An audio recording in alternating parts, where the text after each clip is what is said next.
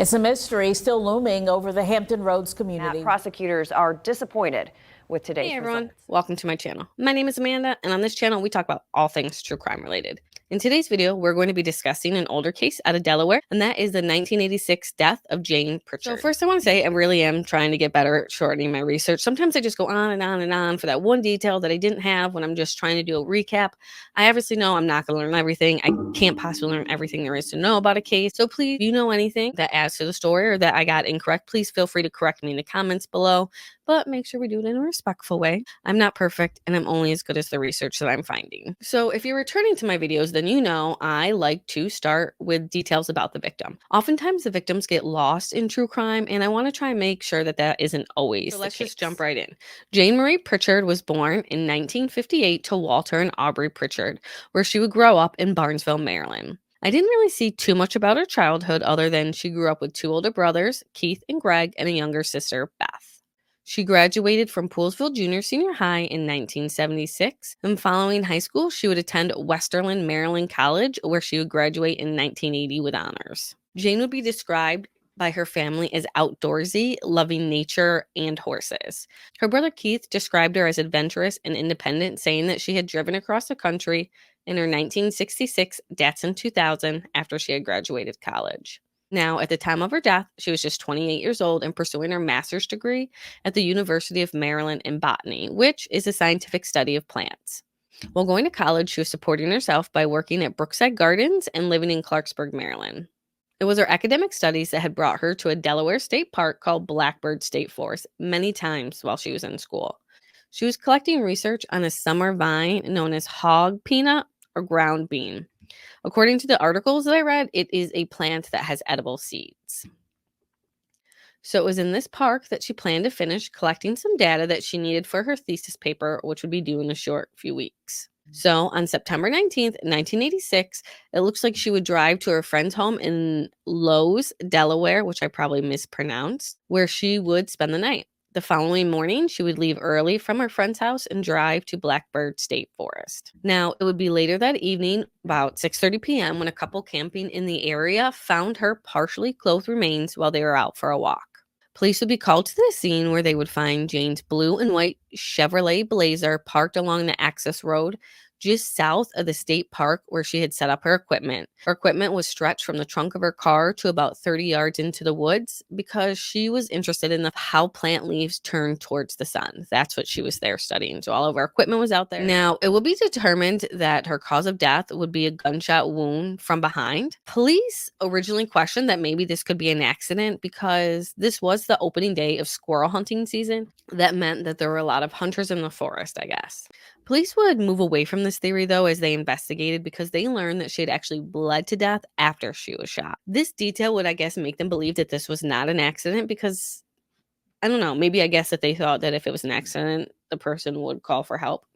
But unfortunately, with some of the cases that we see, that doesn't always mean anything to me. Now, her research data from September 20th showed her minute-by-minute reporting till right before 10 a.m., which would indicate to police that this would be the time of her death, or at least around it.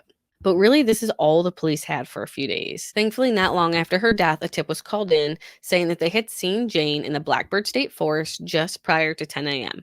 Investigators would speak to this person who was hunting in the forest, and he was actually able to describe what Jane was wearing the day that she was killed, and he told police that he had seen another hunter in the area by her when he saw her.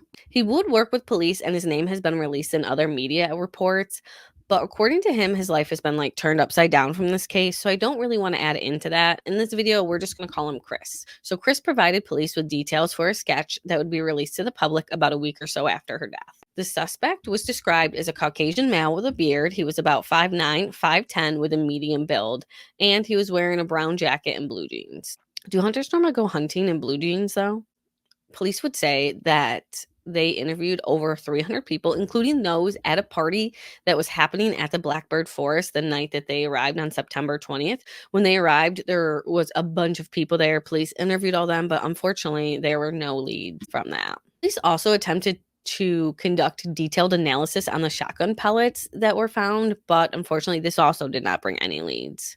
They would circle back to the squirrel hunter, Chris, who helped police create the suspect sketch, but more so with him on their radar, because according to investigators, were suspicious as some of his stories or details, I guess, he provided had some inconsistent statements with it. So much so that in early October of 1986, police would arrest him for the first-degree death and for possession of a deadly weapon during the commission of a felony, which would make him held without bail. So while Chris was in jail, police would conduct a search of his home, but unfortunately, they really did not find anything helpful. Police would also take a sample of Chris's hair and have this sent off to a lab in California to be tested against evidence found at the crime scene. Now, this case was back in 1986, so it was making it one of the first cases that involved testing of DNA. Hence why the police in Delaware sent this off to a lab in California. They didn't have their own lab at this point, it sounds like. It was discovered that Chris was not a DNA match that was found at the crime scene, and 10 months later, after he was arrested, he would be finally released from jail. But by this time, he said he had already lost his job, his home, and basically everything he had, which circles back to